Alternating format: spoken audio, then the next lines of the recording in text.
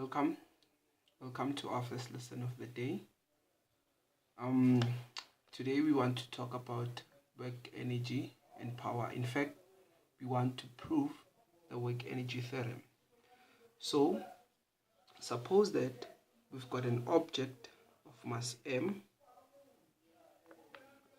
This object is on a horizontal surface and a constant net force is applied on this object in the horizontal direction. This force then causes our object to be displaced in this particular direction with the displacement of delta x. So according to Newton's second law, it means that the net force acting on this object is given by the mass times the acceleration of the object. Now, since we know that the work done on an object is basically the product of the force and the displacement and cos of the angle between the force and the displacement changing x.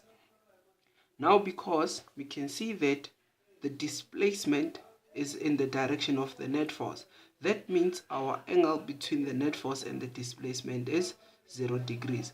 Then it means that we can say the net work done on this particular object due to this net force is basically work net is equals to F net delta x cos of our angle 0 degrees, which is the angle between the force and the line of action, or rather the displacement of our force. That means that we can simplify this to work net is equals to F net multiplied by change in x.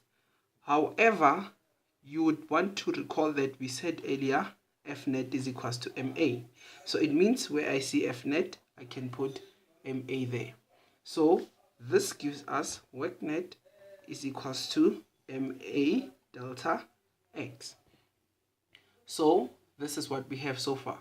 Now, if you recall from our earlier studies of mechanics, or rather projectile motion, we derived an equation of motion which was in the following form. We said the final velocity of an object squared is equals to its initial velocity squared plus twice delta x, which is the displacement, and its acceleration. In fact, if I can just allow me to put the acceleration here, so let's just write this so that you guys can see what's happening there.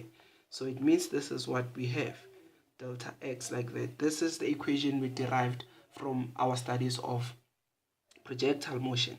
So with that, it means I can observe that I've got a delta x here and then I've got a delta x there. It means I can manipulate this equation such that a delta x is the subject of the formula there. It means I can have vf squared minus vi squared equals 2a delta x, and then I can get rid of the 2 like that. Simplifying this, I can rewrite this as a delta x is equals to vf squared over 2 minus vi squared also over 2. Now with this, I can take this and plug it where, because this is change is a delta x, I can put it back in the work net equation. So in rewriting that, let me just bring this back for you to see. It means we have work net is equals to ma delta x. Rather, a delta x is equivalent to that, so I can plug in that there. So it means we have m. Remember, a delta x is described by this equation there. So it means we've got vf squared minus vf squared over 2 minus vi squared over 2. This, remember, we can simplify by just removing the brackets. It means we have work net is equals to mvf squared over 2 minus mvi squared over 2. Excellent work right there. However, you will recall that we have defined earlier as well that the energy of an object due to its motion, or rather the energy an object possesses due to its motion, is just equivalent to half its mass multiplied by its velocity squared. That means that EK, which is our kinetic energy, is equals to half mv squared. You'll realize that from this, I've got if I rewrite this neatly for you, I can write this as half mvf squared minus half mvi squared. What does this mean? It basically means that I've got the final velocity of, remember, this object, the final rather kinetic energy, subtract the initial kinetic energy. So it means that work net is basically EK final minus EK initial. But this is just the change in kinetic energy. So it means that work net is basically the change in EK. That's what we have.